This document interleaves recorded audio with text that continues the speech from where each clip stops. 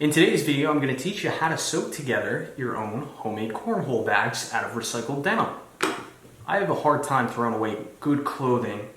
Normally, I'll keep all my old pairs of jeans unless they're literally falling apart. And the reason I save them is for projects just like this.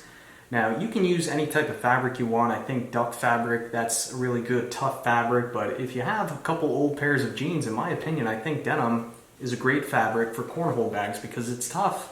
And you know, these bags are going to get abused a bit, they're going to land on the ground, so you want a tough fabric when you're making cornhole bags. You know, you don't want to use like thin sheet material. So in my opinion, I think denim is a good fabric. Now, when it comes to actually cutting out your bags out of your old pairs of jeans or whatever material you want to use, it's kind of up to you what size, dimensions you want to use.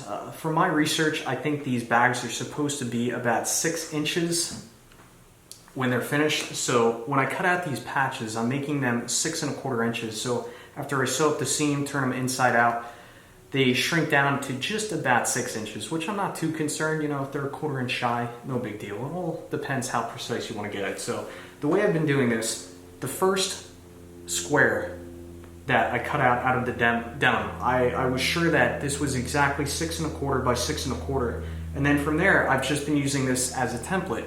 I have a little star in the back, which you can't really see, so I know this is the template. And from here, I just take a ruler and I line it up on the edge of the denim. And then I'm using a highlighter. You can use whatever marking tool you want.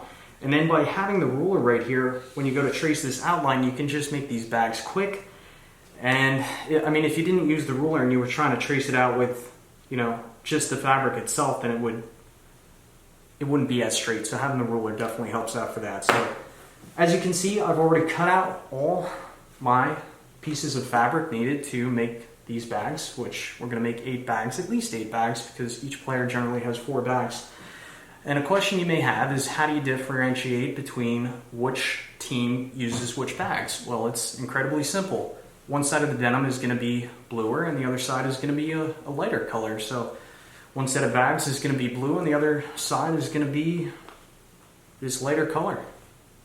Alright, so with all this done, I'm going to take you over to the sewing machine. I'm not an expert seamstress, but I'm going to show you how I make a bag like this. As silly as this sounds, here's one of my prized possessions. This is a Singer Model 457 made in 1969. So this thing is 51 years old and it's still performing incredibly well. So there's a few basic principles that I want to talk about before we actually get to sewing the bag. So before you start on any material, it's a really good idea to do a couple of test stitches and just get your machine dialed in. And basically what you want is you want the stitching on the top side and the bottom of the machine to be equal. So you could see on this stitch diagram, the tension's too loose. So if I look at the top side of the material, the loops or the stitchings are too loose. And if we look at this one, you know, if you look at the bottom side of the material where you're stitching, that's too loose down there. So you want an equally taut stitch on the top and the bottom, which that takes some practice. That'll take some time to get right.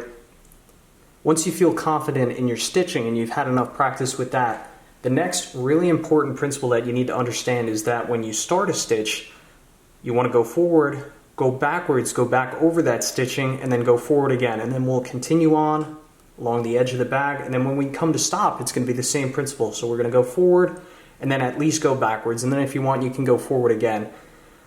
Because the most likely spot for stitching to become unraveled is when you start and when you stop. So you want to go over it at least twice. So here's the basic plan and what we're going to do for these bags. So as you can see, I've already overlapped my 2 pieces of denim and I have them pinned here.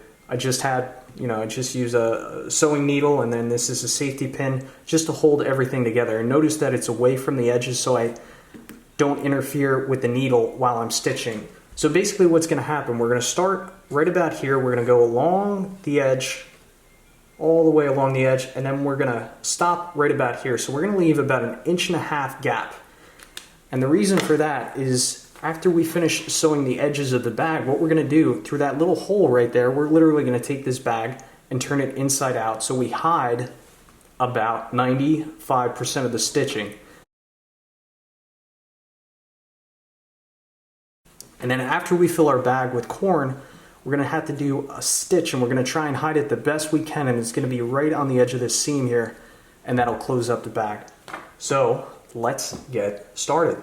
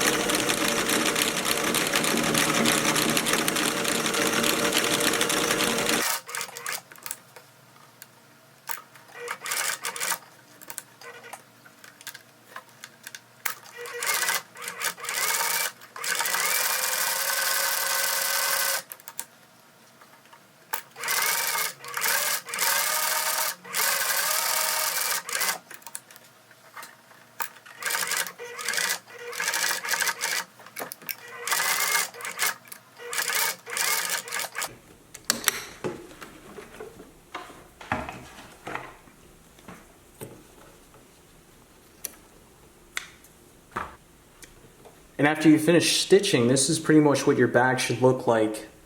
Now, I'm not 100% sure if I made this gap wide enough. As you can see, it's not perfectly centered, which isn't a big deal. You know, you try and keep it as centered as possible. But this gap that I made is very small, so I'm gonna have a bit of a difficult time turning this whole thing inside out.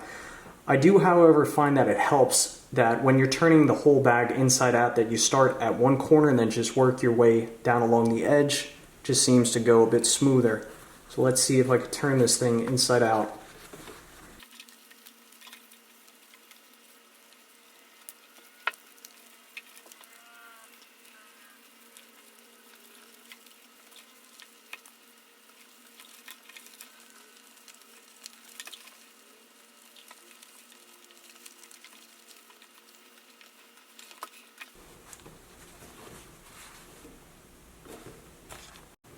Alright, I just got back from Tractor Supply and I bought this 50-pound bag of whole corn.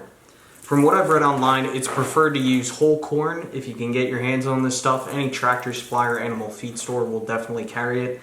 And for this 50-pound bag, it cost me under $10. Now, I've read online that some people kind of struggle with filling up these bags with corn because they don't have a funnel. All you need is a plastic water bottle. If you just cut maybe a 3 or 4 inch section, make sure to leave the cap section intact. And all you do is take the cap section, with the cap off of course, and just put it in the hole that you've left in your bags to turn them inside out. Of course now I'm struggling a little bit, but just put it in there like so, and then you need to fill up your bags. According to the internet, they say you want 1 pound of corn in your bags, which comes out to just about 2 cups. So I'm just going to keep it consistent, and I'm going to put 2 cups of corn in each bag.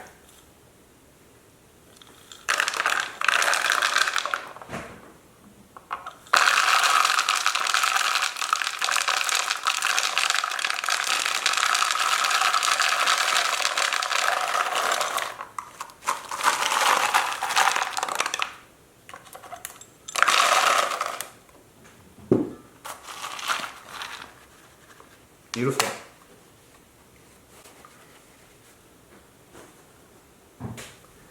Now before I close up this hole, it's important that you make sure you have the right settings on your sewing machine. So you want to make sure that your stitch width is set to 0.